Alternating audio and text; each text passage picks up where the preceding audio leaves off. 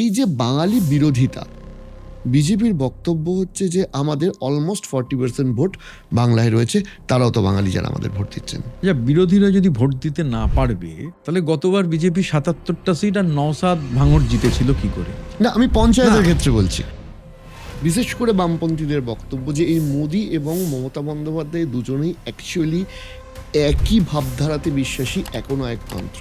Modi fascist, কেন Mamata Bandyopadhyay fascist নন, আর কেন CPM hypocrite, এই তিনটে আমি একসঙ্গেই বলবো একটা সিঙ্গেল উদাহরণ দিয়ে। রাসেল ক্রো অভিনীত নুরেমবার্গ, মানে নুরেমবার্গে দ্বিতীয় বিশ্বযুদ্ধের পর যে নাজিদের ট্রায়াল হয়েছিল সেই নিয়ে সিনেমা, এবং সেখানে সেই বিখ্যাত কথাটা ঠান্ডা মাথায় গোয়েরিং বলছেন যখন জ্যাকসন তাকে ইন্টারোগেট করছেন। তিনি বলছেন যে হ্যাঁ, আমরা তো ভোটে জিতেছি, মানুষ আমাদের ভোট দিয়েছে, ভোট দেওয়ার পর আমাদের মনে হয়েছে আর মানুষের ভোটাধিকার রাখার দরকার নেই। কোথাও কি গিয়ে মনে হয় যে দুর্নীতি could be a issue in this? না, প্রথম কথা হচ্ছে যে আমি মুখে বলে দিলাম দুর্নীতি হয়েছে, তা দিয়ে তো দুর্নীতি প্রমাণ হয় না। এই অভিযোগও তো এসছে যে তৃণমূলের বিএলএ টুরা বাকি পার্টির বিএলএ টুদের কাজ করতে দিচ্ছেন না। স্পেসিফিক যদি অভিযোগ থাকে তাহলে থানায় কমপ্লেন হওয়া উচিত। আর ইলেকশন কমিশন যেরকমভাবে হাইপার অ্যাক্টিভ, ইলেকশনের কমিশনের কাছে এই অভিযোগ গেলে জ্ঞানেশ কুমাররা দিল্লিতে চুপ করে থাকতেন বলে, বসে থাকতেন বলে মনে হয় না। মমতা বন্দ্যোপাধ্যায়কে পার্সোনালি আপনি যেটুকু দেখেছেন বা কথাবার্তা হয়েছে, তাতে কি মনে হয় ওয়াই সি সো সাকসেসফুল? আমার মনে হয় মানে এক কথায় যদি আমি একটা কথাই বলি, হিউম্যান টাচ। সেলিমদাদের জেনারেশনটা বাদও দিই, যারা প্রেজেন্ট টাইম নতুন মুখ হিসেবে উঠে আসছে। কমিউনিস্ট পার্টিতে নিয়ম হলো সবার জন্য নিয়ম একরকম। নতুন প্রজন্মের ছেলে মেয়েদের, প্রতিকূল একটি প্রান্তিক গরিব মুসলমান পরিবার থেকে লড়াই করে উঠে আসা ছেলে, এবং 100% বিজেপি বিরোধী। আমার তো মনে হচ্ছে সে কোথাও সে ফিল করছে যে সেলিমদের নেতৃত্বে বিজেপি বিরোধিতা হবে না। এটা আমি বহুবার বলতে শুনেছি আপনার বিভিন্ন ইন্টারভিউতে। আপনি এখনো বামপন্থায় বিশ্বাস? হ্যাঁ, বামপন্থা একটা আদর্শ। নমস্কার, আজকের অতিথি ঋতব্রত বন্দ্যোপাধ্যায়, তৃণমূল কংগ্রেসের রাজ্য সভার সাংসদ এবং এককালের খুব দাপুটে এসএফআই লিডার। তার থেকে তার আগের দল কিংবা বর্তমান দল কিংবা বর্তমান বাংলার পরিস্থিতি নিয়ে আমরা কথা শুনবো। তবে তার আগে আমি অনেক ধন্যবাদ জানাই আজকে স্পন্সর বিরিয়ানিজমকে। Biryanism is a very famous biryani brand. যারা বিরিয়ানি লাভার তারা শ্রীরামপুরে তাদের 5তলা আউটলেটে আসতে পারেন। আমি বিরিয়ানিজমের সমস্ত ডিটেলস ডিসক্রিপশানে দিয়ে রাখলাম।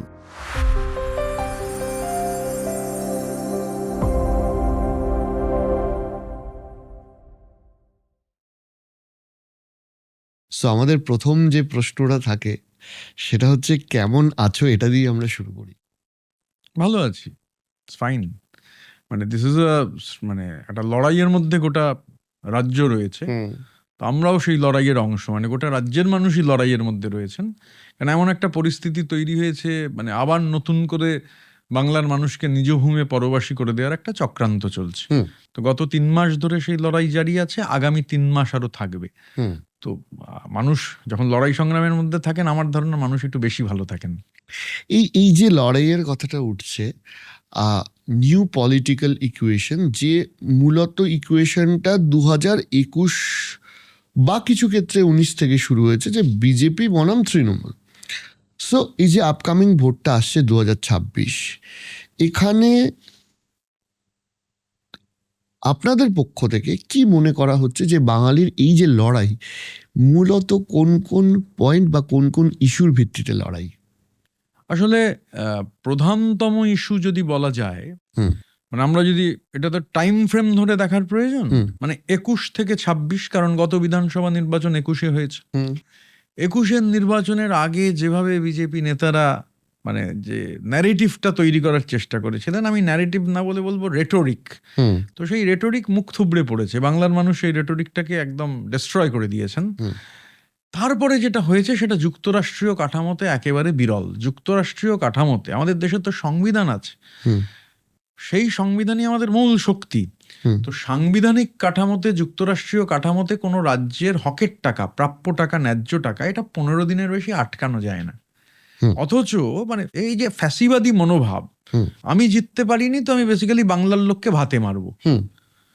তৃণমূলের বিরোধীরা মানে ৭৭টা বিজেপি, একটা আইএসএফ, ৭৮ জন তো তৃণমূলের বিরুদ্ধে জিতেছিলেন। মানে কোনো বিজেপি নেতা মানে যে জায়গাগুলো মানে ৭৭টা বিজেপি, একজন আইএসএফ, যেই ৭৮টা কনস্টিটিউয়েন্সিতে কোথাও কোনো ডেভেলপমেন্টাল কাজে কোনো ধরনের বৈমাতৃসুলভ বিমাতৃসুলভ আচরণ হয়েছে এটা কেউ বলতে পারবেন না। কিন্তু Paschimbanga as far as West Bengal is concern, এই যে টাকা আটকে দেওয়া, মানে প্রথম কথা এই টাকাটা কারোর বাবার টাকা নয়। কেউ যদি মনে করে থাকেন টাকাটা বাবার, তার নয়। এই টাকাটা পশ্চিমবঙ্গের টাকা, জনগণের টাকা। তিনি তৃণমূল কংগ্রেস করেন, তিনি বিজেপি করেন, তিনি সিপিআইএম করেন, তিনি কংগ্রেস করেন, ইমমেটেরিয়াল, সবার আগে এটা হচ্ছে বাংলার মানুষের টাকা। সেই টাকা আটকে রাখা হয়েছে 2,00,000 কোটি টাকা। It's a very huge amount, মানে বিভিন্ন খাতে। আমি আর সেই খাতের আলাদা ব্যাখ্যায় যাচ্ছি না, মানুষ জানেন। এবং আমি ব্যক্তিগতভাবে মনে করি মানে এটা তো এক ধরনের যুদ্ধ ঘোষণা। কেন্দ্রের সরকার একটা যুদ্ধ ঘোষণা করেছে, পলিটিক্যালি এটে উঠতে না পেরে টাকা বন্ধ করেছে। তো আমার পলিটিক্যাল অ্যাকুমেন্ট বলে এর একটা ব্যাকক্ল্যাশ আছে, কিন্তু এর জবাব মানুষ দেবেন। এবং মানুষ তো অভিজ্ঞতায় বোঝেন, মানে একটা লম্বা সময় টাকা আটকে রেখেছে ওরা। রাজ্য সরকার, মাননীয় মুখ্যমন্ত্রী তিনি একটা মানে প্রেসিডেন্স তৈরি করলেন যে ওই টাকা আমাদের দেশ তো মানে আমাদের দেশের স্ট্রাকচার হচ্ছে কেন্দ্রীয় সরকার টাকা ছাপায়, রাজ্য সরকারের টাকা ছাপাবার কোনো ক্ষমতা নেই। এবং এখন যে জিএসটির ফলে হচ্ছে সবটাই নিয়ে যায় কেন্দ্রীয় সরকার, তার একটা পার্সেন্টেজ দেবে। এবার you cannot stop that percentage at your own will. মানে ভাবখানা এমন যেটা আমাদের টাকা, আমরা দয়া করে তোমায় দিচ্ছি। তো আমাদের কথা হচ্ছে যেটা মানুষের কাছে গেছে, লাগাতারভাবে গেছে। অভিষেক বন্দ্যোপাধ্যায় অনেক আন্দোলনের নেতৃত্ব দিয়েছেন, যে আন্দোলন দিল্লি পর্যন্ত নিয়ে যাওয়া হয়েছে এই টাকার দাবিতে, কলকাতায় হয়েছে। এবং তারপর মাননীয় মুখ্যমন্ত্রী নিজে হচ্ছে ধর্ণা তো হয়েছেই, সেই টাকা গভর্নমেন্ট কিন্তু ওয়েস্ট বেঙ্গল গভর্নমেন্ট সেই টাকা দেওয়ার ব্যবস্থা করেছে। তো গ্রাউন্ডে লোকে জানেন, মানে আমরা একটা খুব কমন স্লোগান আছে আমাদের ট্রেড ইউনিয়নের, মোদির কথা বনাম দিদির কাজ। মানে বিষয়টা হচ্ছে সুইচ টেপা বা সুইচ বন্ধ করার মতো নয়। মানে মোদি যে কথাগুলো বলেছেন মানুষের সামনে আছে, আর দিদি কথা বলেননি। দিদি সেই একই সেক্টরে দিদি কাজ করেছেন। তো এই মোদির কথা বনাম দিদির কাজ, আমরা ট্রেড ইউনিয়নে কিছু সেক্টর ধরে আমরা দেখেছি এই স্লোগান খুব পপুলার হয়েছে, তার ইলেকশনে ম্যানিফেস্টেশন পাওয়া গেছে ধারাবাহিকভাবে। যেখানে কোনোদিন তৃণমূল জিততে পারেনি সেই রকম একটা জায়গায় তৃণমূল ইনরোড করেছে, বড় ভোটে জিতেছে, মানে চা শ্রমিকদের মধ্যে। তো এগুলো মানে মানুষকে এই আমি জাস্ট উদাহরণ দিচ্ছি যে এই চা বলয়, আমাদের চা বলয় 2016 সালে, মানে ক্রোনোলজিটা বোঝাটা জরুরি। 2016 সালে মোদি বললেন যে আমি বন্ধ যে বাগান আছে এই বন্ধ বাগান অধিগ্রহণ করে নেবো। তো আমি তখনও সেই সময় ঘটনাচক্রে এমপি এবং কমার্স অ্যান্ড ইন্ডাস্ট্রি মিনিস্টার তখন নির্মলা সীতারামন। আমরা দেখলাম পার্লামেন্টে বসে একটা গেজেট নোটিফিকেশন বেরোলো যে টি বোর্ড বাংলার এই 7টা গার্ডেন অধিগ্রহণ করবে। Within a month what happened, বাগানগুলো সব বন্ধ হয়ে গেল। মানে অধিগ্রহণ তো দূরের কথা, এমন ক্রাইসিস তৈরি হলো, টি বোর্ড তো নিলই না, বাগানগুলো বন্ধ। মমতা বন্দ্যোপাধ্যায় উদ্যোগ নিলেন, এই বাগানগুলো সব রাজ্যের সরকার খুললো। বাগানগুলো রাজ্য সরকারের নয়, রাজ্য সরকারের উদ্যোগে বাগানগুলো খুললো। এটা 2016। এবার যদি আমি চলে আসি 2021, মানে 16-র পর আবার ভোট হচ্ছে 21-এর আগে সেন্ট্রাল বাজেটে বলা হলো যে 1,000 কোটি টাকা দেয়া হবে বাংলা আর আসামের চা বলয়ের জন্য। আমার একটা এক্সপেকটেশন ছিল, ধারণা ছিল যে 21-এর পর 22, 23, 24, 25-এর বাজেটে চা বাগান শব্দটাই ছিল না। না, আমি খুব কনফিডেন্ট ছিলাম এবারে যেহেতু ভোট আছে 26-এ আবার চা বাগান শব্দটা থাকবে। কিন্তু এবার নেই, চা বাগান শব্দটা আসেনি। একটা হাওয়া তোলার চেষ্টা হচ্ছে যে আমরা মানে বিজেপির সাংসদরা অনেকে বলেছেন, শুনেছি যে পশ্চিমবঙ্গ সরকার টাকা খরচই করেনি। মানে আমি একদম দায়িত্ব নিয়ে বলছি, আসাম কত পেয়েছে জানি না 1,000 কোটির, আসাম যদি 60%ও পায় 50-50 হওয়া উচিত। কিন্তু ওখানে যেহেতু ডবল ইঞ্জিনের সরকার, বাড়তি ভালোবাসা, আর হেমন্ত বিশ্ব শর্মা যেভাবে মানে ধর্মের ভিত্তিতে মানুষকে হুমকি দেন, এর মধ্যেও দিয়েছেন। মানে ওরা যে বেসিক্যালি বাঙালি বিরোধী, মানে আসামে মিয়া মুসলিম মানে কিন্তু যারা কথা বলে, বাংলায় কথা বলে, যে মুসলমান বাংলায় কথা বলে তাদের মিয়া বলে আসামে, যে মুসলমান অহমিয়াতে কথা বলে তাদের মিয়া বলে না। এই যে বাংলা বিরোধিতা ওদের যে ডিএনএর মধ্যে রন্ধ্রে রন্ধ্রে। তা আমরা আসামেরটা জানি না আসামে কত টাকা গেছে। ওয়েস্ট বেঙ্গলে আমি চেক করে নিয়েছি, নো মানি হ্যাজ কাম। তো এখন একটা গল্প ছড়াবার চেষ্টা হচ্ছে আমরা অ্যাকাউন্টে টাকা দেবো। আসলে মানে ওরাও তো বুঝতে পারছে যে একটা ক্রাইসিস তৈরি হচ্ছে। মানে মানুষ এই মোদির কথা বা আরো ভালোভাবে বলতে গেলে মোদির জুমলা, ভদ্রভাবে বললে মোদির কথা। তো মোদির কথা বনাম দিদির কাজ। মানে এই বাগানগুলোর মালিক কোনোটাই মমতা বন্দ্যোপাধ্যায় নয়, রাজ্য সরকারের বাগান নেই, অথচ এই বাগানগুলোতে হেলথ সেন্টার করারও কথা মমতা বন্দ্যোপাধ্যায়ের নয়, ক্রেশ হাউসও করার কথা ওনার নয়, স্কুলের বাসও ওনার দেওয়ার কথা নয়। শি হ্যাজ ডান ইট। আমি পার্লামেন্টে একাধিক প্রশ্নে আমার প্রশ্নগুলোর উত্তরে গভর্নমেন্ট অ্যাডমিট করে নিয়েছিল যে এখানে এইসব সমস্যা রয়েছে, স্কুল বাস নেই। এমনকি গভর্নমেন্টের যে বাগান, সেন্ট্রাল গভর্নমেন্টের বাগান আছে, সেন্ট্রাল গভর্নমেন্ট কিন্তু বাগান চালায়। আমাদের এখানে 4টে বাগান আছে সেন্ট্রাল গভর্নমেন্ট মালিক, মানে মোদি মালিক, নিউ ডুয়ার্স, সোনাভাট্টি, কারবালা, বানারহাট। আমার প্রশ্নের উত্তরে ওরা দেয়া ফোর্সড, এবং ওরা খুব একটা কায়দা করেছে। আমি বলেছি কত বাকি আছে শেষ ডেকেডে, তাহলে 1 দশকে কত বাকি আছে সেটা দিতে হবে। কায়দা করে 1.5 বছরের হিসেব দিয়েছে, 10 কোটি টাকা পিএফ বাকি। তারা এখনো পাননি ওটা। না না, মানে পিএফ এর কনসেপ্টটা হচ্ছে শ্রমিক তার একটা কম্পোনেন্ট কেটে নেওয়া হবে আর মালিকেরও একটা কম্পোনেন্ট জমা হবে। এই বাগানগুলোতে দেখা যাচ্ছে যে শুধু মালিকের কম্পোনেন্ট জমা হয়নি তা নয়, শ্রমিকের যে টাকা কাটা হয়েছে সেটাও জমা হয়নি। তাহলে তো দায়ী কে? বাগানের মালিক তো অন্য কেউ নন, নরেন্দ্র মোদী। তো এইটা আমি এই জন্য বলতে চাইছি, মানুষ মানে আলটিমেটলি তো people and people alone are the driving force of history. তো মানুষই সিদ্ধান্ত নেন, মানুষের কাছে ঠিকভাবে পৌঁছতে পারলে বাস্তবতাটা। এবং আমার ধারণা, মানে গত 5 বছর ধরে যেভাবে পশ্চিমবঙ্গকে সাইডলাইন করার ব্যবস্থা হয়েছে, এগুলো ইকোনমিক ব্লকেড, ইকোনমিক এম্বার্গো আমি বলবো, ব্লকেড, অর্থনৈতিক ব্লকেড তৈরি করা, যাতে মানুষ এখানে মানে তৃণমূলকেও পলিটিক্যালি ডিস্টার্ব করা যায়। আর কিন্তু এটা করতে গিয়ে যেটা হচ্ছে, তুমি তো বাংলার মানুষের বিরুদ্ধে যুদ্ধ ঘোষণা করছে। যিনি বিজেপিকে সমর্থন করেন তিনিও তো এতে অ্যাফেক্টেড। এরম তো নয় যে শুধু তৃণমূলকে যিনি সমর্থন করেন তিনি অ্যাফেক্টেড। এটা প্রথম কথা, কোনো পলিটিক্যাল মানুষেরই টাকা নয়, পলিটিক্যাল কার কি পরিচয় তার টাকা নয়। এটা মোদ্দা কথা হচ্ছে বাংলার টাকা, এইভাবে টাকা আটকানো যায় না। আই এম প্রেটি কনফিডেন্ট যে মানুষের মানে সমুচিত জবাব এটা ভোটের বাক্সে পাওয়া যাবে। আমি এখানে একটা প্রশ্ন করি, সেটা হচ্ছে যে এই যে যখন টাকাগুলো আটকানো হয় বা হচ্ছে, তখন অনেক ক্ষেত্রে, যেমন বেশ কিছুদিন বছর আগে কয়েকটা পঞ্চায়েতের ক্ষেত্রে বিজেপির পক্ষ থেকে যুক্তি দেওয়া হয়েছিল যে আমরা সঠিক অডিট পাইনি এবং সেখানে দুর্নীতির সম্ভাবনা হওয়াতে টাকাগুলো আটকেছে। কোথাও কি গিয়ে মনে হয় যে দুর্নীতি could be a issue in this upcoming? প্রথম কথা হচ্ছে যে আমি মুখে বলে দিলাম দুর্নীতি হয়েছে, তা দিয়ে তো দুর্নীতি প্রমাণ হয় না। অভিষেক বন্দ্যোপাধ্যায় আমাদের নেতা ক্যাটেগরিক্যালি বারবার বলেছেন হোয়াইট পেপার পাবলিশ করুন, আপনি হোয়াইট পেপার পাবলিশ করুন। আমরা তো ডকুমেন্ট দিয়েছি, একাধিকবার ডেলিগেশন গেছে, আমিও সেরকম ডেলিগেশনে ছিলাম। তো আপনি মুখের কথায় বললেন দুর্নীতি হয়েছে, দুর্নীতি তো তাতে প্রমাণ হয় না। আপনি সেন্ট্রাল গভর্নমেন্টে আছেন, আপনার হাতে অল রিসোর্সেস আছে, ধরুন জল জীবন মিশনের জলের টাকা আটকে রেখে দিয়েছে গাইড জোরে, এবং আমি নিশ্চিত এ টাকা আবার আসবে তৃণমূল চতুর্থবার গভর্নমেন্ট করার পর, মমতা বন্দ্যোপাধ্যায় চতুর্থবার মুখ্যমন্ত্রী হওয়ার পর। এবং শুধু এই আটকেছে, একটা থেকে একটা তো অ্যালিবাই তৈরি করতে হবে, জাস্টিফিকেশন লাগবে, তাই বাকি স্টেটেরও কিন্তু টাকা আটকে গেছে।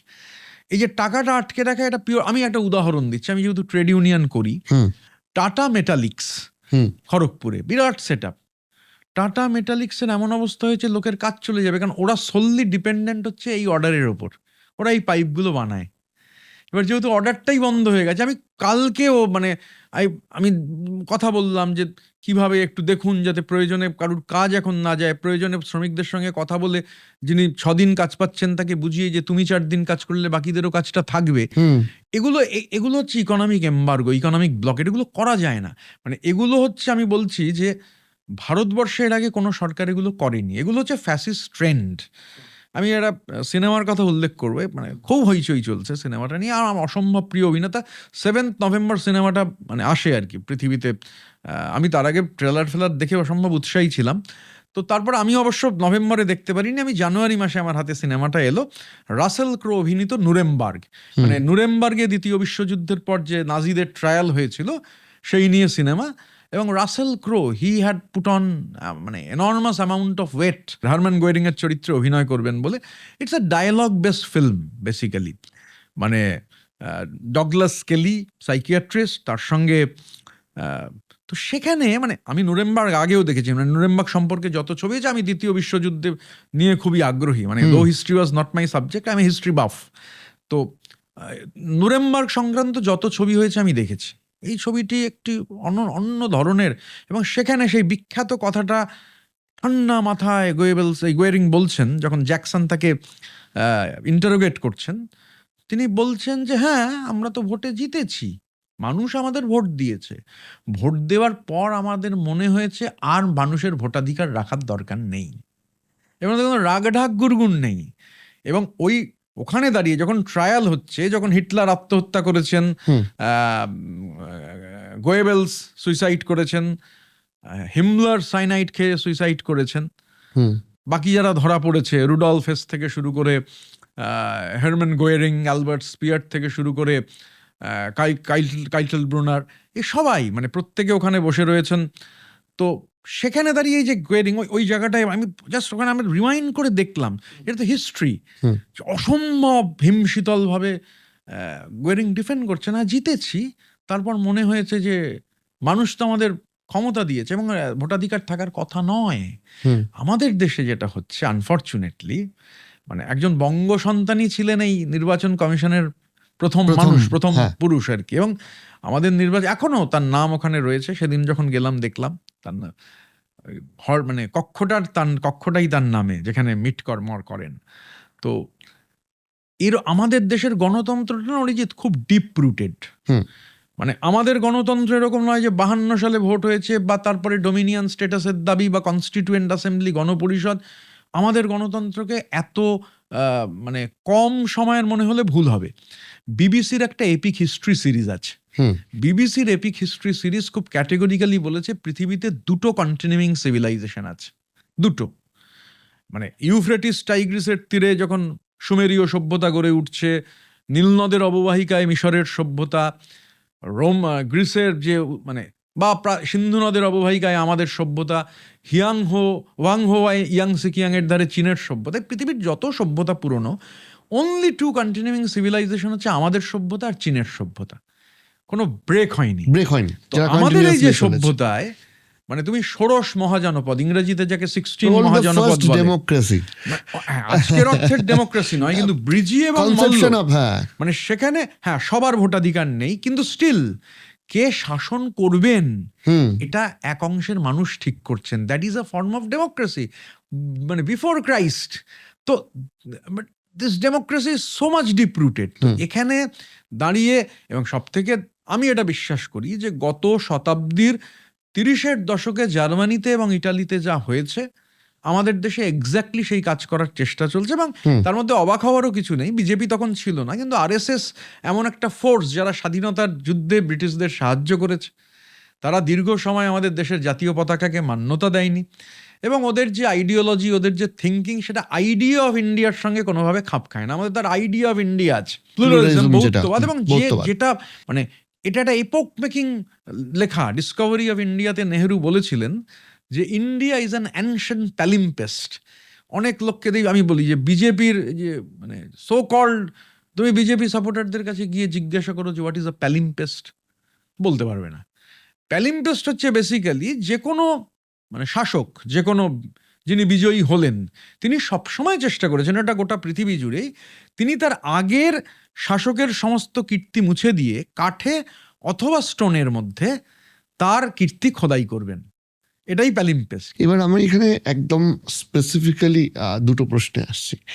এক হচ্ছে যে ফ্যাসিজমের কথা বলা হচ্ছে বিজেপি, কিছু ক্ষেত্রে তারা যে বা বহু ক্ষেত্রে তারা যে নির্বাচন কমিশনকে প্রভাবিত করার চেষ্টা করছে, সেটা বাস্তব, এবং সেই বিষয়ে আমি আজকের পডকাস্টে আসবো। কিন্তু এটাও তো বাস্তব যে যেখানে তৃণমূলের অ্যাডমিনিস্ট্রেশন চলছিল এবং যখন রাজ্য নির্বাচন কমিশন ভোট পরিচালনা করেছে, তখন বহু সিটে, বহু জেলাতে পঞ্চায়েতে বিরোধীরা ক্যান্ডিডেট দিতে পারেনি।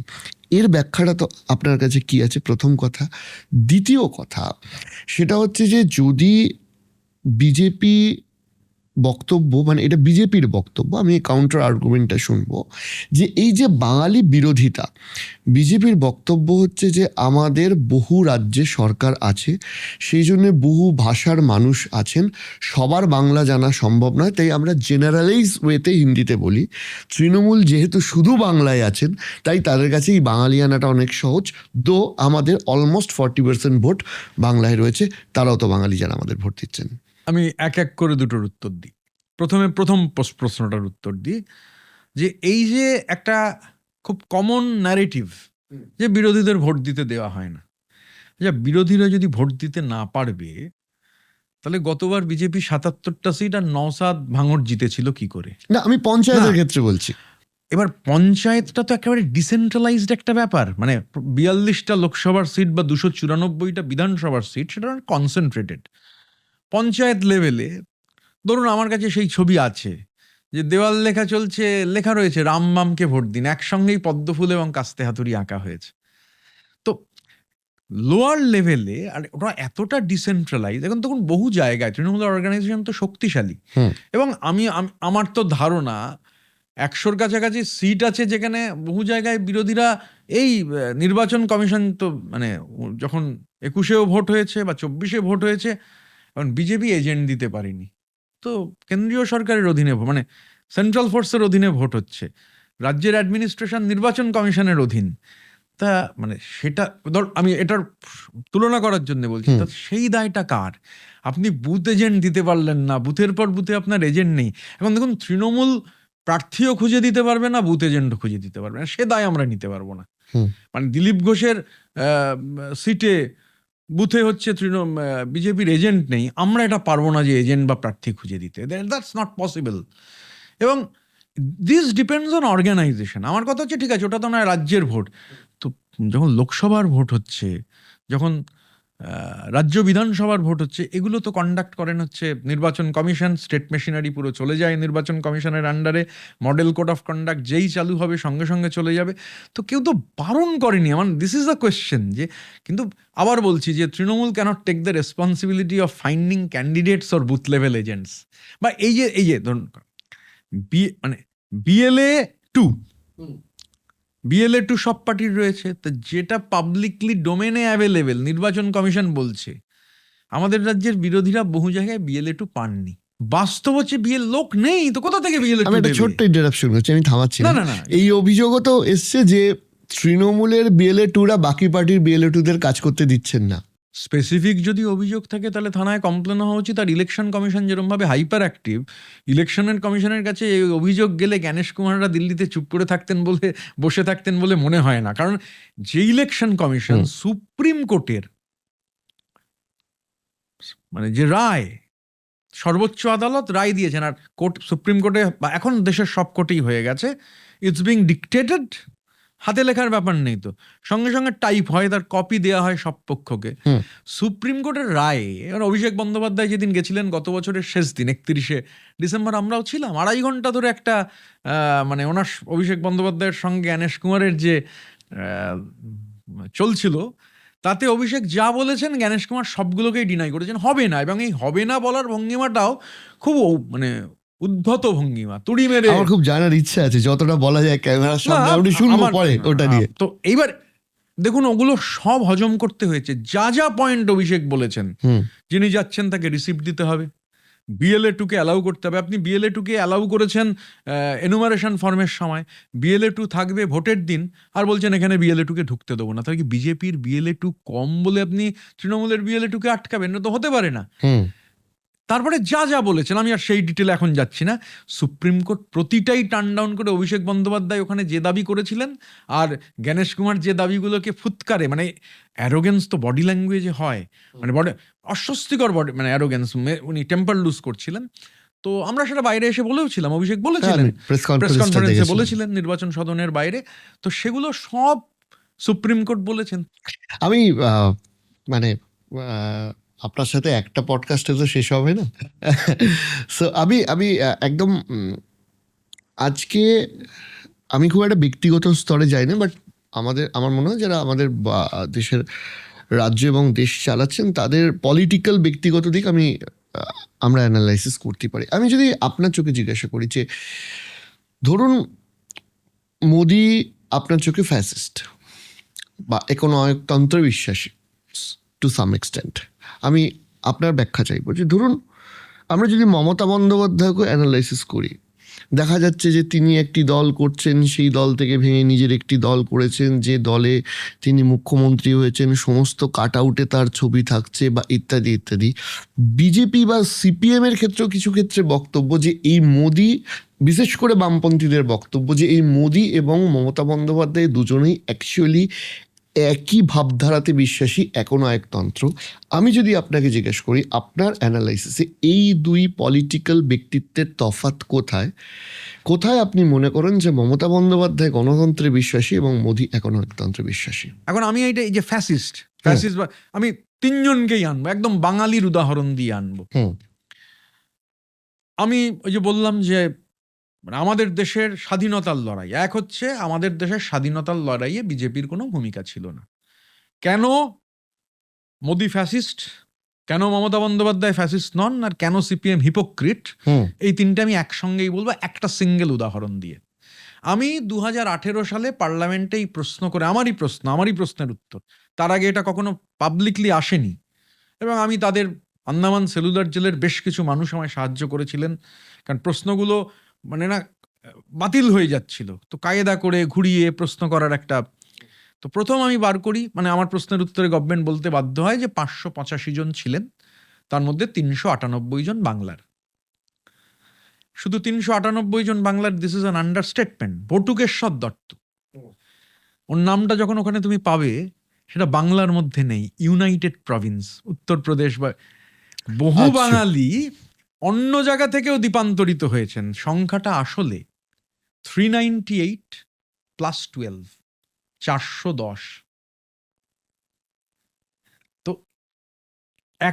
585-র মধ্যে 410 আর 95 হচ্ছে পাঞ্জাব। তো 410-এর সঙ্গে 95 যোগ করলে 505। তাহলে 585 থেকে, আমার কাছে ওটা যদিও 585 নয়, উত্তরটা 585, আমার কাছে ওটা 584, কারণ আমি দামোদর সাভারকারকে ওই লিস্টের মধ্যে ফেলি না। এবারে ওই জেল হচ্ছে বাঙালির বীরগাথা, ইট কাঠ পাথরে বাঙালির বীরগাথা। Emperor versus Barindra Kumar Ghosh and others, এই মামলায় 12 জন দ্বীপান্তরিত হন। প্রথমে ফাঁসির আদেশ হয়েছিল, তারপরে দ্বীপান্তর হয়। এই 12 জনই হচ্ছেন প্রথম প্রমিনেন্ট বিপ্লবী যারা ওখানে যান। এবং এখানে সৈয়দ মুস্তাবা আলীর একটা লেখা আমি তোমায় উল্লেখ করতে চাই। সৈয়দ মুস্তাবা আলী লিখছেন যে গুরুদেবের কাছে অসংখ্য বই আসতো, গুরুদেব ভোরাশিয়াস রিডার ছিলেন, তিনি পড়া হয়ে গেলেই বইটা পাঠিয়ে দিতেন এমন জায়গায় যেখান থেকে আমরা পড়তে পারি। তা আমি একদিন একটা বই দেখলাম, বইয়ের হেডিংটা আমাকে এত আকর্ষিত করলো, বইয়ের নাম নির্বাসিতের আত্মকথা, উপেন্দ্রনাথ বন্দ্যোপাধ্যায়ের লেখা। বললো সেদিন রাতে যখন ঘন্টা পড়েছে খেতে যাওয়ার, আমি সেটা মিস করে গেছি, আমি বইটার মধ্যে এনগ্রসড। আমি বইটা পড়েছি, তারও 10 দিন 15 দিন বাদে, এক্সাক্ট মনে নেই, উনি ডেটও লিখেছিলেন যে হ্যাঁ হয় এত তারিখ বা এত তারিখ, গুরুদেব জিজ্ঞাসা করছেন গম্ভীরভাবে, কেউ কি নির্বাসিতের আত্মকথা পড়েছো? তা মুস্তাফা আলী বলছেন আমি দাঁড়িয়ে উঠেছি। তো বলেছে কেমন লেগেছে? মুস্তাফা আলী বলছেন যে আমি এরকম বই গুরুদেব পড়িনি। রবীন্দ্রনাথ পৃথিবীর 1000 বছরের শ্রেষ্ঠ বাঙালি, ভারতবর্ষের ধারণার সব থেকে প্রধান এক্সপোনেন্ট, এবং আমাদের দেশের আজ অব্দি একমাত্র polymath. Mahatma Gandhi polythinker, Jawaharlal Nehru polythinker, but India has only one polymath, Rabindranath Tagore. তো রবীন্দ্রনাথ বলছেন আমিও এরকম লেখা পড়িনি, এই বইটা যাতে সর্বত্র, আমি আরও কিছু আনাতে দিয়েছি, সবাই যেন আমাদের এই বইটা পড়ে। এখন ঘটনাচক্রে রবীন্দ্রনাথ সাভারকারের লেখা পড়তে বলেননি, রবীন্দ্রনাথ এই উপেন্দ্রনাথ বন্দ্যোপাধ্যায়ের লেখার কথা পড়তে বলেছেন। এবং এই যে 12 জন, এদের মধ্যে ইন্দুভূষণ রায় তিনি আত্মহত্যা করেন সেলুলার জেলে, যে ভয়ঙ্কর অত্যাচার। এবং যে লোকটার নামে ওই জেলটার হওয়া উচিত, আমি এটা একদম বিশ্বাস করি, পার্লামেন্টে দাবিও তুলেছি, হয়তো বিজেপি থাকাকালীন হওয়ার কোনো সম্ভাবনা নেই। তুমি জেলটায় চলে গেলে বা এয়ারপোর্ট সাভারকারের নামে, জেলটায় মনে হবে সাভারকার ছাড়া কেউ ছিল না। এবং এই যে মিথ্যে কথা, এটা তো গোয়েবেলসের সেই থিওরি, 100টা মিথ্যে কথা বারবার বললে সেটা সত্যি বলে প্রমাণিত হয়। ওখানে এটা দেখানো আছে, তুমি যদি যাও কখনো, আমি 50 বারের ওপর সেলুলার জেলে গেছি। আমি এর আগে ওই কালচারাল কমিটির মেম্বার হিসেবে এটা ডিস্ট্রিবিউশন হয়, I had the opportunity of going there. তো ওখানে একটা সেল আছে দোতলায়, একেবারে ধারে যে উইংগুলো রয়েছে, সেটা থেকে একদম ঘরে বসেই ফাঁসির মঞ্চটা দেখা যায়। লাইট অ্যান্ড সাউন্ডে দেখানো হচ্ছে যে ওইখানে সাভারকারকে রাখা হয়েছিল যাতে সাভারকারের ওপর মানসিক চাপ পড়ে, ফাঁসি দেখলে চাপ পড়বে। প্রথম কথা হচ্ছে আমার কাছে সেই ডকুমেন্ট আছে, আমি সেই ডকুমেন্ট নিয়ে ভোটের মধ্যে আর হচ্ছে না, আমি একটা পাবলিক ইন্টারেস্ট লিটিগেশন করব, আমি সেই ডকুমেন্ট আনিয়েছি। ইংল্যান্ড থেকে আমার এক বন্ধু সাউথ পয়েন্টের তিনি আছেন, সোয়াসে গবেষণা করেন, ও জোগাড় করে দিয়েছে যে সেলুলার জেলে একটা সেলে কোনো ইনমেটকে 7 দিনের বেশি রাখা হতো না। সেলুলার জেলে এরকম ঘটনা আছে যে 2 ভাই রয়েছেন, 10 বছর ছিলেন দুজন, কেউ কোনোদিন কারোর সঙ্গে দেখা হয়নি।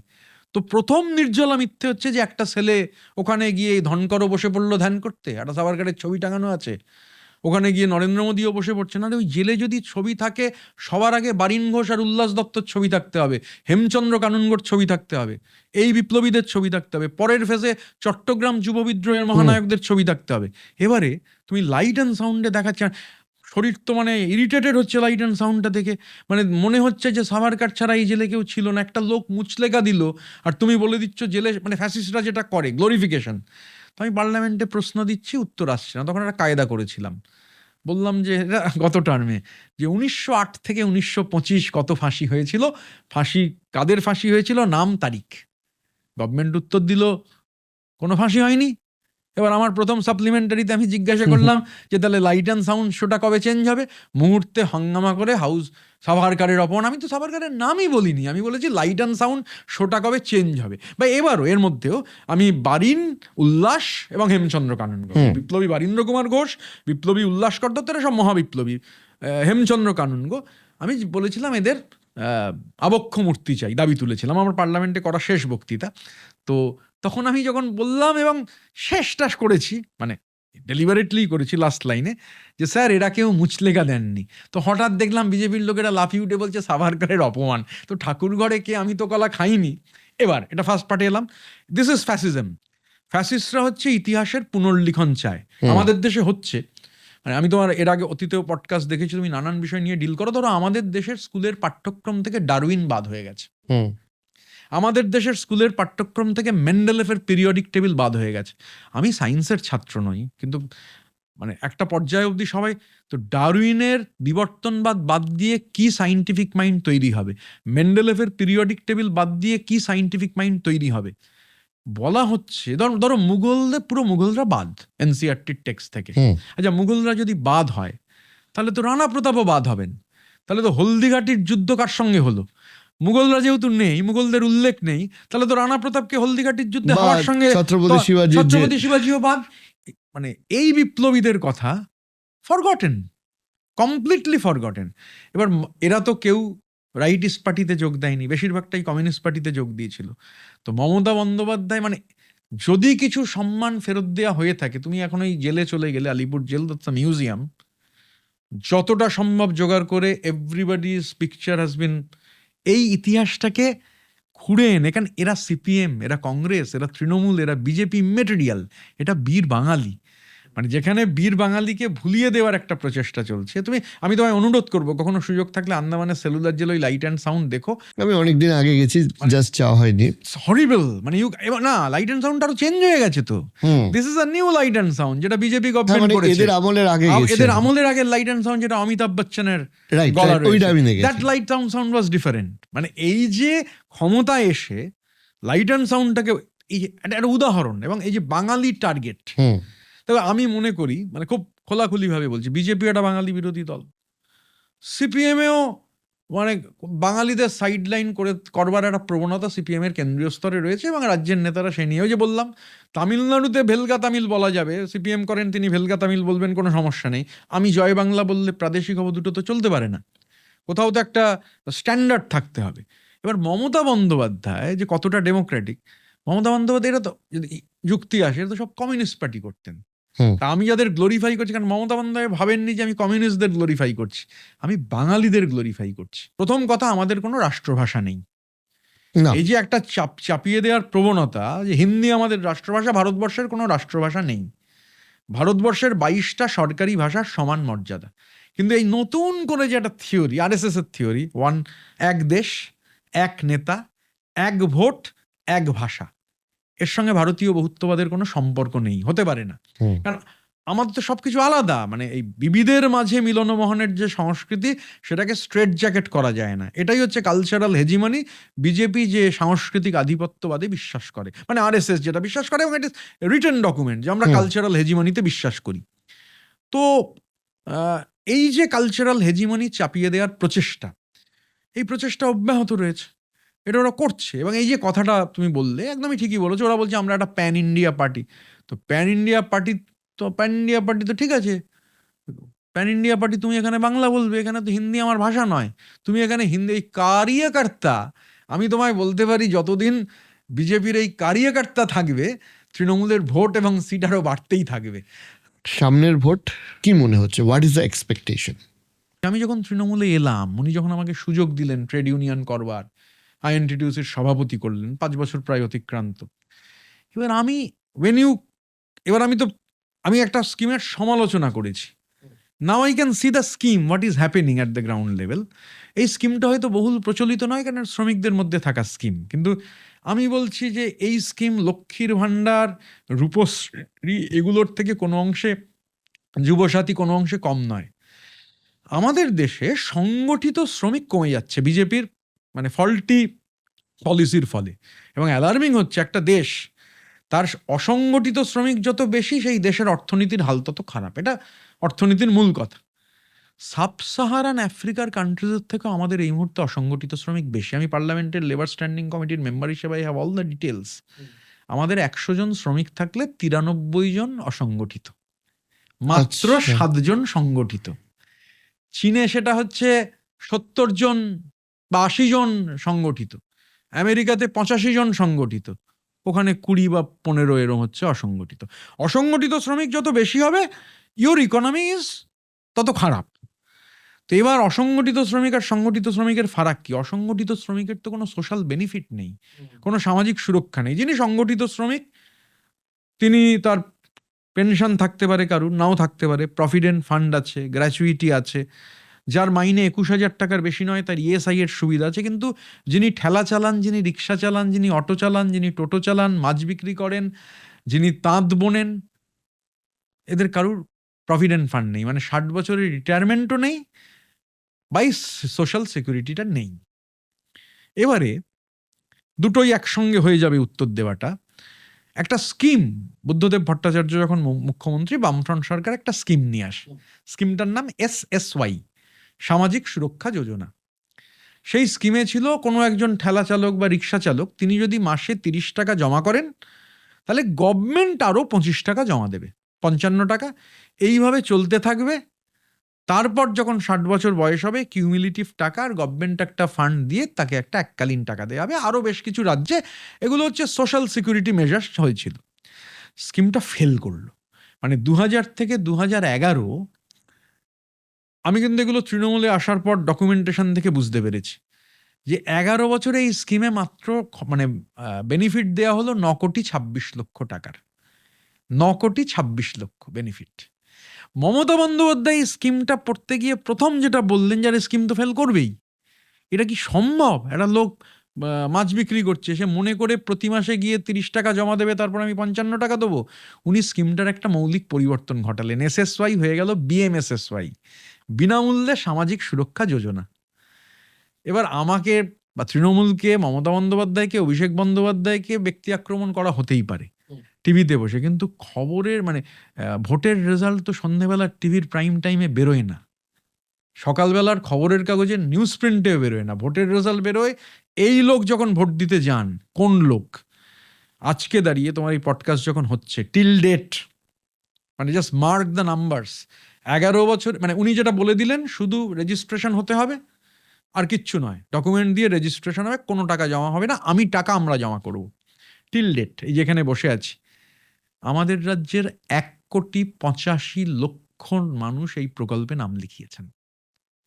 1,85,00,000। তুমি যদি ফেলে ঝোলেও 3 দিয়ে গুণ করো, তুমি কোথায় যাচ্ছে ভোটের পরিমাণটা? এবার আমি আসিনি বাকিটায়। এই এবার বলতে পারে নাম লিখিয়েছে, নিন্দুকরা বলবে, সন্ধ্যেবেলায় টিভিতে সিপিএম এর ফেলুদারা বলবে নাম লিখিয়েছে, তাতে কি হলো? আমি বলছি নাম তো লেখাইনি, শুধু 39 লক্ষ লোক টাকা পেয়ে গেছে। আপনি অসংগঠিত শ্রমিক, আপনার প্রভিডেন্ট ফান্ড নেই, কিন্তু মমতা বন্দ্যোপাধ্যায় আছেন। সর্বোচ্চ আপনি 60 বছর বয়স হলে 2,72,000 টাকা আপনার অ্যাকাউন্টে পৌঁছে যাবে। এটা তো সন্ধ্যেবেলার টেলিভিশন ডিবেটে গলার শিরা ফুরিয়ে এটাকে কমব্যাট করা যায় না। এবার 1,85,00,000 মধ্যে 39 লক্ষ, এই মুহূর্তে প্রায় 40 লক্ষ লোক বেনিফিটেড। কত টাকা? 2,900 কোটি টাকা বেনিফিট ডিসবার্সড। তো এই যে মানে মানুষের হাতে নোবেলজয়ী অর্থনীতিবিদরা বা বামপন্থী অর্থনীতিবিদরা বা মেনার্ড কেন্স থেকে যে ওয়েলফেয়ার ইকোনমিক্স বা এই মুহূর্তের যে মূল কথা যে টাকা মানুষের হাতে দেওয়া যাতে মানুষের ক্রয় ক্ষমতা বাড়তে পারে, এটা তো মানে নতুন কিছু নয়।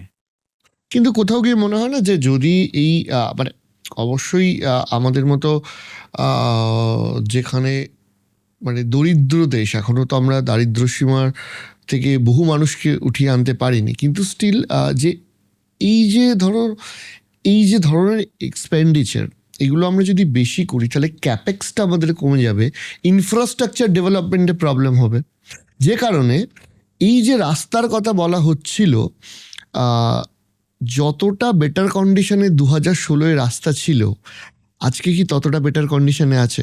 2016 বা 2021 বা 2026 মানে সব থেকে আগে মনে রাখতে হবে আমাদের কিন্তু 2,00,000 কোটি টাকা ডিউ, মানে হকের টাকা, প্রাপ্য টাকা, ন্যায্য টাকা, কোনো দয়া দাক্ষিণ্য ভিক্ষার টাকা নয়। তুমি যে টাকা কেটে নিয়ে গেছো ভাই, আমার অ্যামাউন্টটা আমায় ফেরত দাও। সেটা না দেয়া সত্ত্বেও কোনো ধরনের ডেভেলপমেন্টাল ওয়ার্কস থেমে নেই। রাজ্য নিজের পকেট কেটে অন্যান্য এক্সপেন্ডিচার কমিয়ে এগুলো করছে। আর এই যে মানে আমি একটা জিনিস ক্লিয়ার করি, এই যে ভাতা, দিস ইজ আ রিলিফ। আমরা একটা অঙ্গরাজ্যে বাস করছি। অঙ্গরাজ্যের গভর্নমেন্ট মানে অনেকটা মানে একটা ট্রেন যাচ্ছে, মানে কতটা কঠিন একটা মানে এইরম যুক্তরাষ্ট্রীয় কাঠামোতে যেখানে most the powers are vested in the centre.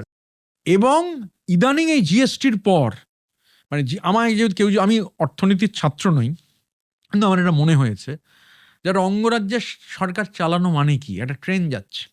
Basically এই মুহূর্তে আমি সেই ট্রেনে আছি, ট্রেনটা যেদিকে যাচ্ছে আমি ওই কম্পার্টমেন্টের মধ্যে থেকে উল্টো দিকে হেঁটে দরজায় যাওয়ার চেষ্টা করছি, ফোর্সের উল্টো দিকে নেমে কিছু বিকল্প করব। So tough. এবারে তুমি যদি মানে আমি আমি এই যে বললাম মমতা বন্দ্যোপাধ্যায় কেন বামপন্থী, আমি তাই পার্লামেন্টে এবারের গত বাজেট মানে গিয়ে বাজেটের যে বক্তৃতা ছিল তাতে বলেছিলাম যে দেখুন মমতা বন্দ্যোপাধ্যায়ের এই BMSSY এর কথা বলে যে আমাদের গোটা দেশে, আমি সমস্ত রাজ্যের ওয়েবসাইট চেক করেছি, সেন্ট্রাল গভর্নমেন্টের একটা স্কিম আছে, শ্রমিক 100 টাকা দিলে ওরা 50 টাকা দেবে, শ্রমিক 200 টাকা দিলে ওরা 100 টাকা দেবে, শ্রমিক 300 টাকা দিলে ওরা 150 টাকা দেবে। কিন্তু এই স্কিম কোথাও নেই। তা আমার বক্তব্য ছিল আপনারা মমতা বন্দ্যোপাধ্যায়কে ফলো করুন মানে সামাজিক সুরক্ষার ক্ষেত্রে। আর ধরে দিস ইজ আ রিলিফ। এই যে যারা ব্যঙ্গ করছেন যুবসাথী নিয়ে, ব্যঙ্গ করে লাইনে দাঁড়াচ্ছেন, যুবসাথী কোনো পার্মানেন্ট সলিউশন নয়, কিন্তু যুবসাথী মানে একটা ছেলে বা মেয়ে পরীক্ষা দিচ্ছে, তার একটা হাত, this is an interim relief. তা আমি যদি এখন বলি যে আমাদের দেশটা তো হচ্ছে উন্নত দেশ নয়, ডেভেলপড কান্ট্রি নয়, উন্নয়নশীল দেশ, ডেভেলপিং কান্ট্রি। এবং প্যারামিটারগুলো এই জন্য আসবে যে ধরো আমরা আজকে এখানে যে আলোচনা করছি এখনো খুব বাজারে এই আলোচনাটা আসেনি, আমি বলছি সাংঘাতিক ডিজাস্টার ইজ লুমিং লার্জ। ভারতবর্ষের অ্যাগ্রেরিয়ান সেক্টর ধসে যাবে। ভারতবর্ষের 5 কোটি লোক যারা মানে বস্ত্রশিল্পের সঙ্গে যুক্ত, 1 বছরের মধ্যে তাদের কি হবে জানা নেই। কারণ তুমি তো 18% ট্যারিফ মেনে নিয়েছ। বাংলাদেশে 0% ট্যারিফ হলে এটা নিয়ম অর্থনীতির, এখান থেকে তো বাংলাদেশ চলে যাবে, বাংলাদেশ থেকে ওটা ইম্পোর্ট হবে, এক্সপোর্ট। এই যে অর্থনীতি ধ্বংস করে দেওয়া, মানে প্রথম কথা পরিকাঠামো নির্মাণ, আমাদের মানে ইনফ্রাস্ট্রাকচার ডেভেলপমেন্ট হলে তবেই সব থেকে বেশি অর্গানাইজ মানে কাজ তৈরি হয়। কিন্তু এটা কি অস্বীকার করা যায় যে এখানে US বর্তমানে মানে আমরা যদিও অনেক দূর দূর চলে যাবো এই আলোচনা করতে গেলে, বর্তমানে যে US প্রেসিডেন্ট যে ডোনাল্ড ট্রাম্প রয়েছে, ও যেভাবে অন্যান্য দেশগুলোর সাথেও ট্যারিফ চাপাচ্ছে, এটা শুধু আমাদের সাথে ঘটেনি। না, সেটা তো হচ্ছে যে শক্তের ভক্ত নরমের জম, যারা ওর মানে এখানে তাহলে বলতে গেলে ইন্দিরা গান্ধীর কথা আসতে হয়। 71-এর মুক্তিযুদ্ধে ইন্দিরা গান্ধীকে আমেরিকা হুমকি দিয়েছিল যে বাড়াবাড়ি করা যাবে না, তখন USSR একটা অপশনাল পাওয়ার ছিল। হোয়াটএভার। তো এখনো there is a block. India তো পার্ট অফ দ্য ব্রিক্স। এই যে দেশগুলো, রাশিয়া হতে পারে, চায়না হতে পারে, সাউথ আফ্রিকা হতে পারে, ইন্ডিয়া যদি এই ব্লকের সঙ্গে থাকে, এখন এটার পেছনে হয়তো কোনো কারণ আছে যে মেনে নিতে বাধ্য হচ্ছেন, আমি কিন্তু রিয়ালিটি ইজ যে রাশিয়া আমায় কম দামে তেল দিচ্ছে, আমি হঠাৎ রাশিয়ার থেকে তেল কেন নেবো না? যুক্তিটাকে, এটা যুক্তি দিতে হবে তো। তুমি আমাকে বলছো যে আপনাকে আমি এই দামে এই জিনিসটা বিক্রি করব, আর উনি বলছেন আমাকে তার থেকে কম দামে বিক্রি করবেন একই কোয়ালিটির জিনিস। এবার এটা খুব হাস্যকর হবে না যে আমি ওনাকে ত্যাগ করে তোমার থেকে জিনিসটা নেবো, এবং 18% ট্যারিফ দিয়ে, এবং ট্যারিফটা কিন্তু আবার বলছি সব জায়গায় এক নয়, যার যেরম মাজার জোর, মানে যাকে ওরা ডরায় তাদের সঙ্গে ট্যারিফ হচ্ছে নিতে পারছে না, পাঙ্গা নেওয়া যাকে বলে। এখানে তো একে ধমকে দিলেই হলো। কেন মমতা বন্দ্যোপাধ্যায় বামপন্থী? এটা আমি বহুবার বলতে শুনেছি আপনার বিভিন্ন ইন্টারভিউতে, মানে আর এটা তো এটাও আমি বলতে শুনেছি যে আমি বর্তমানে মানে আপনি এখনো বামপন্থায় বিশ্বাস হ্যাঁ, করেন। বামপন্থা একটা আদর্শ। এবার মানে সিপিএম রবার স্ট্যাম্প দিয়ে বলে দেবে তুমি বামপন্থী, তার উপর বামপন্থা ইজ নট ডিপেন্ডেন্ট। মানে আমি এটা বিশ্বাস করি যে সিপিএম এর rubber stamp will not decide যে কে বামপন্থী আর কে বামপন্থী নয়। আমাদের রাজ্যে বহু মানুষ আছেন সিপিএম এর পেরিফেরির বাইরে যারা বামপন্থী। নচিকেতা চক্রবর্তী, তিনি নিজেকে প্রাইভেট কমিউনিস্ট বলেন, তিনি সিপিএম নন। মানে এই যে ধারণাটা, মানে সিপিএম কাউকে বলে দেবে সে বাম, তাহলে সে বাম হবে, আমার এটায় তীব্র আপত্তি রয়েছে। মানে সিপিএম এমনি সাইনবোর্ড থেকে রবার স্ট্যাম্প হয়ে গিয়ে এখন ডাক টিকিটের সাইজে রয়েছে। আমার ধারণা বিধানসভার পর ডাক টিকিটও থাকবে না। এখন 25 পয়সার ডাক টিকিট, 25 পয়সা নেই, কিন্তু 25 পয়সার সাইজের যে ডাক টিকিট ছিল সিপিএম এই মুহূর্তে সেই অবস্থান। এবং তার কারণ হচ্ছে যে মানে মমতা বন্দ্যোপাধ্যায় কেন বামপন্থী, এই যে আমি যে উদাহরণটা দিলাম, যে এই কাজটা তো বামপন্থীদের করার, সো কল যারা নিজেদের বামপন্থী মনে করেন, যাদের পতাকার রং লাল, এটা তো তাদের করার কথা ছিল। তাহলে তো ইন্ট্রোস্পেক্ট করতে হবে যে সোশ্যাল সিকিউরিটি মেজারের স্কিম নিলাম, 11 বছরে 9,26 লক্ষ টাকা ডিসবার্স হলো, আর ওই মহিলা যাকে সিপিএম গাল দিচ্ছে তিনি এটা করে দেখালেন। এটা আমি ওই উদাহরণটা এই জন্যে দিলাম, সে 1,85,86 লক্ষ লোক নাম লিখিয়ে ফেলেছে, 40 লক্ষ লোক টাকা পেয়ে গেছে, 2,900 কোটি টাকা ডিসবার্সড হয়েছে ডিরেক্টলি অ্যাকাউন্টে। এটা বামপন্থা। মানে বামপন্থা মানে হুমায়ুন কবিরের সাথে মিটিং করতে যাওয়া নয়। এবং আমি এটা বিশ্বাস করি যে মমতা বন্দ্যোপাধ্যায় আমাদের এখানে সব থেকে বড় বামপন্থী। একটা সময় আপনি বুদ্ধদেব বাবুর খুব কাছের একজন যুব নেতা ছিলেন। আপনার আপনার চোখে পলিটিক্যাল ব্যক্তিত্ব এবং মুখ্যমন্ত্রী হিসেবে বুদ্ধদেব ভট্টাচার্য। দেখুন, বুদ্ধদার মানুষ হিসেবে চমৎকার, কিন্তু মানে এটা আমার অ্যাসেসমেন্ট। এখন মানে বয়স যত বাড়ে তো অ্যাসেসমেন্টও বাড়ে।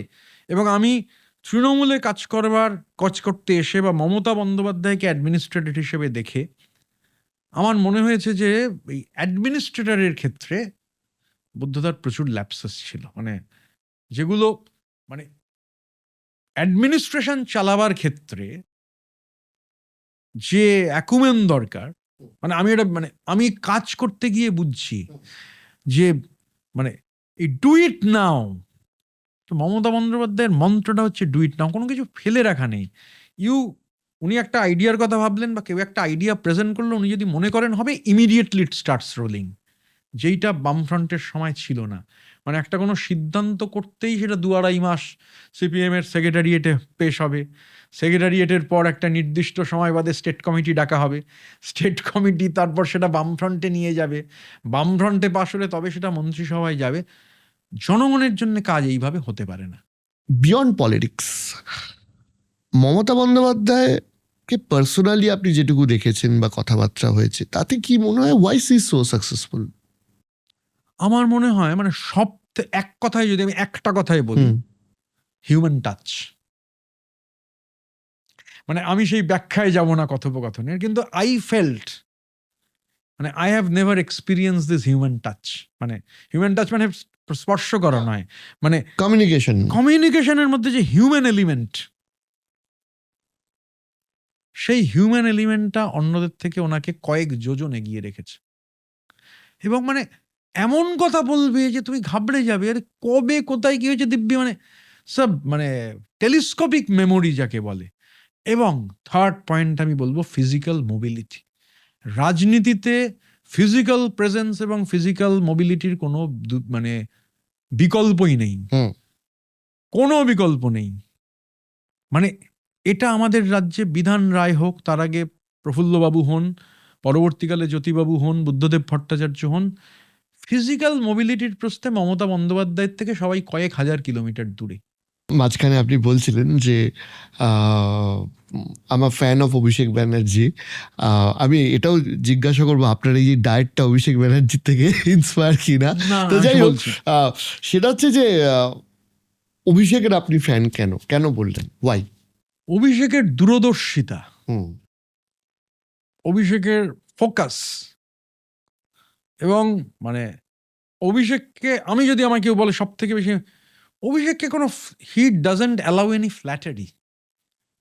মানে এক কথায় ওসব অভিষেককে তেল দেওয়ার কোনো গল্প নেই। মানে আমি ওর মতো ফোকাসড, আমার থেকে ছোট অনেকটাই, আমি 46 নাও, হি সো ফোকাসড, এবং ও কোনো একটা জিনিস তোমায় বললে তোমার মনে না থাকতে পারে, ও he will follow it up. অসম্ভব মেটিকুলাস, অসম্ভব দূরদৃষ্টি সম্পন্ন মডার্ন আউটলুকের একজন পলিটিশিয়ান হিসেবে আমি অভিষেককে দেখি। আমি যদি এই সেলিম দাদের জেনারেশনটা বাদও দিই, যারা প্রেজেন্ট টাইম নতুন মুখ হিসেবে উঠে আসছে, ইয়োর অ্যানালাইসিস? মানে প্রথম কথা হচ্ছে, কমিউনিস্ট পার্টিতে নিয়ম হলে সবার জন্য নিয়ম একরকম হবে। আমার কাছে যতটুকু খবর, এই যে নিচে নতুন প্রজন্মের ছেলে মেয়েদের, প্রতিকূল একটি প্রান্তিক গরিব মুসলমান পরিবার থেকে লড়াই করে উঠে আসা ছেলে, এবং 100% বিজেপি বিরোধী। আমার তো মনে হচ্ছে সে কোথাও সে ফিল করছে যে সেলিমদের নেতৃত্বে বিজেপি বিরোধিতা হবে না। এবং এই ফিল করার পেছনে আমার এটা পার্সোনাল অ্যাসেসমেন্ট যে বিভিন্ন লোকের জন্য বিভিন্ন রকম নিয়ম। মানে কমিউনিস্ট পার্টির হোল টাইমারদের জন্য তো একই রকম নিয়ম হওয়া দরকার। এই কথাগুলো কিন্তু দেখো, আমি কোনো নাম এই জন্য বলবো না, এমনি মানে প্রতিকূল এই কথা বলে যে সিপিএম এর বহু নেতা, আমায় অনেকেই বলেছেন যে তারা মানে ঋতব্রতর ভূত দেখছেন, যে ঋতব্রত এর পেছনে আছে কিনা। তো মানে যে অপ্রাসঙ্গিক ঋতব্রত, তার ভূত দেখার তো প্রয়োজন নেই। এবার বিষয়টা হচ্ছে যে আমি এটুকু আমার কাছে ফিডব্যাক, আমার দেখুন, আমি নাম বলবো না, নাম বলে বিব্রত করব না। মানে আমার সঙ্গে অনেকে দেখা করতে চান কোথাও গেলে, আমি মুর্শিদাবাদে এর মধ্যে ছিলাম, তা আমার সময়ের আমার এক ক্যাডার, সে এখন পার্টির বড় নেতা। তো আমি বললাম, দেখ তুই আমার সঙ্গে মিট করলে আমার কোনো প্রবলেম নেই, তৃণমূলের এরকম কোনো ডগমা নেই, তুই তো এক্সপেল হয়ে যাবি আমার সঙ্গে দেখা করলে। তা তিনি লুকিয়ে আমার সঙ্গে দেখা করলেন, এবং আমি বলছি মানে সেখানে তৃণমূলও ছিল, এবং তৃণমূল এনশিওরড ইট যে কোনো ছবি যেন না ওঠে, যাতে ও বিপদে না পড়ে। পশ্চিমবঙ্গের প্রতিটা জেলায় একাধিক সিপিএম এর জেলা কমিটি মেম্বার, সিপিএম এর রাজ্য কমিটি মেম্বারদের সঙ্গে আমার নিয়মিত যোগাযোগ রয়েছে। আমি এখন দেখানোটা ঠিক হবে না, আমি হয়ে গেলে তোমায় দেখিয়ে দেবো, কারণ কথাটা যেহেতু বলছি। প্রতিকুর রহমান, আমি যতদূর জানি, উনি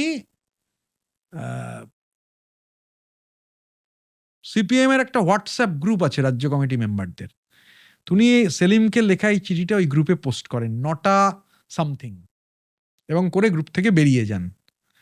মানে আমি এটা প্রতিকূলের, আমি দেখিয়ে তোমায় নামটা অবশ্যই বলবো না, কারণ আমি যারা আমার সঙ্গে যোগাযোগ রাখেন বা যোগাযোগে আছেন, সেই রাজ্য কমিটি মেম্বার সহ প্রতিটা জেলার লোকজনের মানে সেফটিটা নিশ্চিত করা আমার প্রয়োজন। এবং অধিকাংশই এখন মনে করতে শুরু করেছেন যে এই মৌলবাদী সেলিমের নেতৃত্বে সিপিএম হ্যাজ নো ফিউচার। এবং আমি তাদের বলেওছি, এবং সবাইকে পডকাস্টের মাধ্যমে ওপেনলি বলছি, যদি বিজেপির বিরুদ্ধে লড়তে হয়, মমতা বন্দ্যোপাধ্যায়ের হাত শক্ত করুন, মমতা বন্দ্যোপাধ্যায়ের নেতৃত্বে, অভিষেক বন্দ্যোপাধ্যায়ের সেনাপতিত্বে বিজেপি বিরোধী লড়াইয়ে সামিল হন। মৌলবাদী সেলিমরা আরও গাড্ডায় নিয়ে চলে যাবে, এরা বেসিক্যালি বিজেপিকে সাহায্য করছে।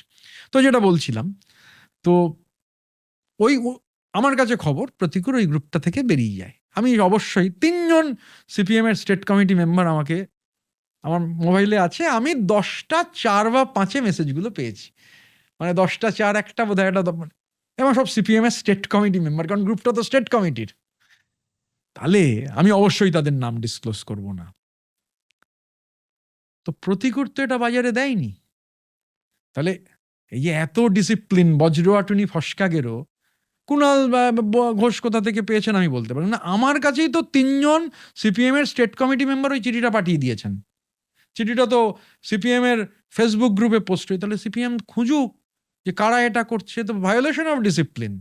আমি নাম বলবো না, অবভিয়াসলি নাম বলবো না, আমি এটা তো মানে মানে সোর্সের নাম কেউ কেন বলবে, কিন্তু আমি এটা বলছি যে প্রতিটা জেলাতেই মানে আমি দেখো, আমার সঙ্গে লোকের যোগাযোগ আছে। আমি যখন যাই জেলায়, এরকম বহু মানুষ আছেন ও প্রকাশ্যে আসতে পারেন না। আমি ওই ডায়েটে আসবো। আমার সুগার খুব বেড়ে গেছিল, and I was very much overweight. আমার অসম্ভব ওজন বেড়ে গেছিল। 2023 সালে আমার একটা অপারেশন হয়। তো অপারেশন করবার আগে যখন আমার HbA1c চেক করা হয়, দেখা যায় যে HbA1cটা মারাত্মক, 12 পয়েন্ট সামথিং। ডাক্তার আমায় বলেছিলেন যে কোনো দিন মরে যাবে ফট করে। তারপরে জানা গেল প্রধান কারণ ছিল, আমার খুব বাজে অভ্যেস ছিল, আমি 12টা-14টা ক্যান থামস আপ খেতাম। 23, আমি ডেটও তোমায় বলে দিচ্ছি, 21 জুলাইয়ের পরে, 17 জুলাই টেস্টটা হয়েছিল, 21 জুলাইয়ের আগে অপারেশনটা করিয়েছিলাম আমি পরে, পঞ্চায়েত মিটে যাওয়ার পরে। না, 21 জুলাইয়ের পঞ্চায়েত মিটে যাওয়ার পরে না, 21 ওই ফেজেই করিয়েছিলাম। মানে ওই অপারেশন করার জন্য সব কিছু টেস্ট করতে হয়, হার্ট, লাংস, ইকো হয়, দাঁতের একটা অপারেশন। তো এবং আমার এখনো মনে আছে থামস আপ, আমি থামস আপের একদম অন্ধভক্ত ছিলাম। 2023 সালের 17 জুলাইয়ের সন্ধ্যেবেলার পর আর আমি জানি না থামস আপ কিরম খেতে। এবং ওই একটা মনের মধ্যে ভয় ঢুকলো। আমি এক্সারসাইজ করা শুরু করলাম। I was a chain smoker, 40টা সিগারেট খেতাম, 2টো হাওয়ানা চুরুট খেতাম। আমি গত 16 মাসে জানি না সিগারেটের বা চুরুটের কিরম স্বাদ। আই হ্যাভ কমপ্লিটলি লেফট ইট। এখনো প্রক্রিয়াটা কমপ্লিট হয়নি, আমি আরো 10 কেজি মতো কমাতে চাই। I am in a diet. হ্যাঁ, এটা অভিষেকের অভিষেক হিউজ পরিমাণ এক্সারসাইজ করে। হ্যাঁ, তবে আমিও আমি ওই রকম হওয়া, কিন্তু হ্যাঁ, একটা ইন্সপিরেশন তো বটেই যে এটা করা যায় এবং কোনো সমস্যা হচ্ছে না। আমি একদম একটা স্ট্রিক্ট ডায়েটারি রেজিমে থাকি, চেষ্টা করি বাইরে না খেতে, কোনো সুগার ইনটেক না করতে, এবং টাচউড গত 1 বছরে আমার HbA1c কখনো 5.2 এর ওপরে যায়নি। অনেক অনেক ধন্যবাদ। আপনাদের যদি কোনো প্রশ্ন থাকে কমেন্টে জানাবেন, আর ভোটের জন্য আগাম শুভেচ্ছা রইল। এমনিতেই দৌড়তে গিয়ে আরো ওয়েট কমে যাবে, চিন্তা করার কিছু নেই। সো আজকের জন্য এখানেই শেষ করতেছে। নমস্কার।